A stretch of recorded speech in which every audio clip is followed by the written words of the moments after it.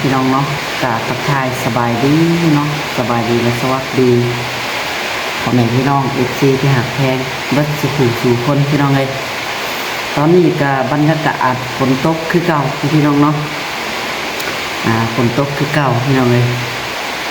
จะว่าสิได้ไปเวียกหรือบ่มื้อนี้พี่น้องเนาะเมื่อวานนี่ก็ไปอยู่พี่น้องไปแล้วก็บ่ได้อันเฮ็ดเวียกซ้ำเมื่อวานนี่ก็ได้ไปแล้วก็เฮ็ดเล็กน้อยพี่น้องฝนตกมาคือเก่าเนาะทางเงินกระรองกระไรทางเงินในคำลากะได้ยุดคือกันพี่น้องเลยฝนตกเฮาก็บ่ได้เฮ็ดนะพี่น้องเนาะเพราะว่าเฮาไปมันก็ต้องได้ใช้ไฟเจาะพี่น้องเลยเจาะเพราะว่าสิเทคานเลยเนาะเราต้องใส่ไฟเจาะพี่น้องว่าสิเอาจักรปั่นไฟไปอยู่เนาะแต่ฝนตกยันฝนตกถือประกอบว่าไฟเฮาแหละยันเกิดไฟช็อตนะพี่น้องเลยเนาะเอาเลยบ่กล้าเฮ็ดพี่น้องเลยเพราะว่ามันอยู่ในขั้นตอนมัดเล็กที่ข้านเนาะทางเงินในคำหลากระดาษพี่น้องเลยอันนั้นแหละเลยพากันยุดนะพี่น้องเลยบ่ได้เฮ็ดเนาะว่าคำว่าเฮ็ดก็มันเห็นบ่ได้นะพี่น้องมันต้องได้ใช้สว่านเจาะเนาะเจาะเสาทางขึ้นในคำหลาเจาะเลยเล็กใส่นะพี่น้องใส่อะไรมัดนะแต่ฝนก็คือว่านะพี่น้องอันนี้ก็ตกเรียนกันมา4 มื้อ5 มื้ออะไรพี่น้องเนาะก็ตกมา3-4 มื้อ5 มื้อแล้วมันตกติดกันมาเนี่ยพี่น้องก็ยังบ่มีว่าถ้าที่สิเช้าเลยขึ้นนี่ก็เบิดคืนเนาะฝนมาพี่น้องเลยเนาะเอาพี่น้องเลยเนาะนี่แต่ว่าเดี๋ยวมื้อนี้พี่น้องเลยเนาะก็มีทางอ้ายพี่น้องเนาะทางอ้ายเพิ่นเฮ็ด YouTube พี่น้องเนาะเฮ็ด YouTube เนาะเป็นชื่อช่องเพิ่นบ่าวเนือดบ้านนาพี่น้องเนาะเป็นอ้ายของเป็นลูกของทางน้าสาวพี่น้องเลยเพิ่นได้ฝากช่องมากับน้องหลาพี่น้องเนาะแล้วก็เพิ่นติดตามทางน้องหลาอยู่เพิ่นโทรมาถามเรื่องราวผู้ช่วยกับช้างพูดนี่แหละพี่น้องเนาะเอาเดี๋ยวให้FCเข้าไปเบิ่งคลิปน้ำกันพี่น้องไปจังได๋ก็ไปกันเลยพี่น้องไอ้ก่อนสิไปเนาะจังได๋ก็ฝาก FC ติดตามทางช่องทางน้องชายหลาแล้วก็ทางเบาเลือดบ้านนาเด้อพี่น้องเนาะฝาก FC เข้าไปติดตามแน่เนาะเพราะว่าทางอ้ายเพิ่นก็ยังเฮ็ดช่องเฮ็ดหยังยังบ่ผ่านนะพี่น้องจังได๋ก็ฝาก FC ทางน้องหลาเนาะเข้าไปติดตามให้ทางอ้ายเพิ่นแน่นะพี่น้องเนาะไปจังได๋ก็เดี๋ยวเข้าไปเบิ่งคลิปน้ำกันพี่น้องเลย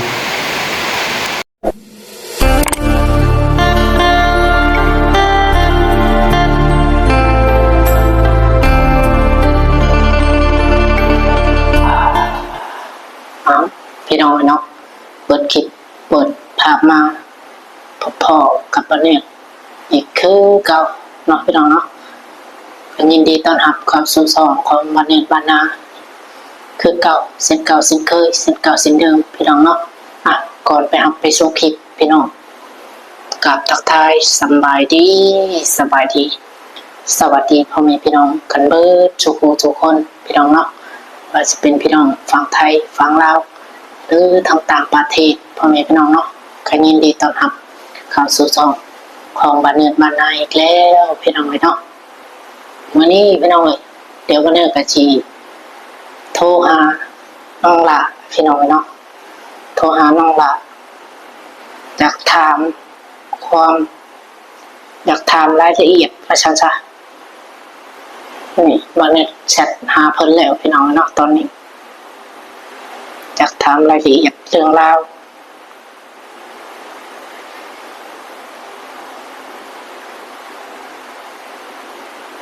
ที่ไปที่มาของเรื่องของสร้างพุทธแล้วกับผู้ซอยพี่น้องเนาะที่ว่าเพิ่น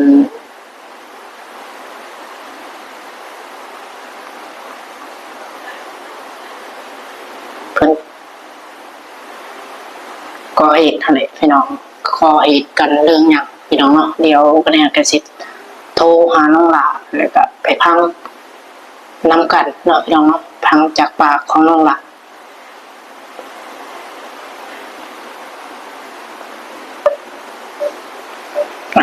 ตอนนี้กำลังโทรเนาะ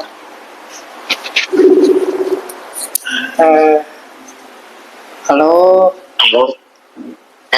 โดยสบายดีน้องล่ะเปิดกล้องอยู่ว่า สบายดี โดยตอนนี้อัดคลิปอยู่ด้วยน้องล่ะเด้อ ที่เกิด โดยอัด อันไหน เนาะ เนาะ ตอนนี้ก็โทรหาน้องล่ะพี่น้องโดยสบายดีตอนนี้อยู่กับไผตอนนี้เนาะ แต่ดูคนเดียว เอออยู่คนเดียวบ่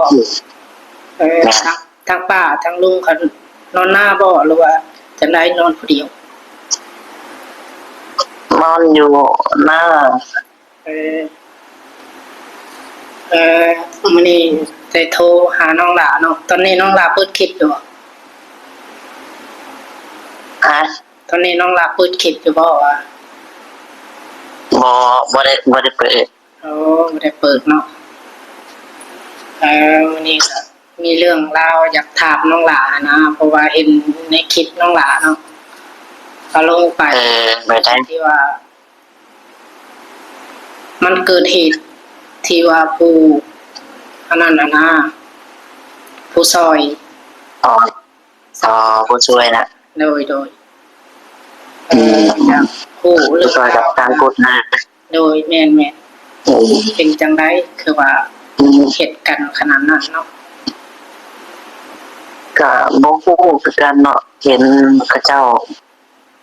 จังไดเนาะอันบอกคิดกัน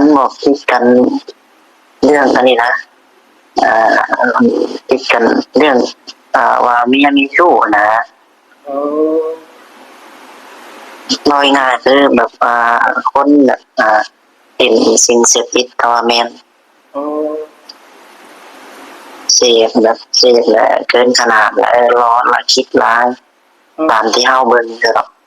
ว่ามีสู้เนี่ยและนี่นะ โดย แล้วก็เป็นไงร้อนง่ายๆก็คือร้อนนี่แหละ โอ้ เป็นก็จังได๋มันเกิดอาการหดหู่ใจที่มัน โด เอาผู้อยู่ใกล้ยังภาวะแต่ตามมันอยู่ โอ้ถือว่าคุณ แต่นอนแต่ละคืนก็นอนจนบ่อยากหลับเลยย่านออกนอกยังบ่กล้าออกก็มีก็ได้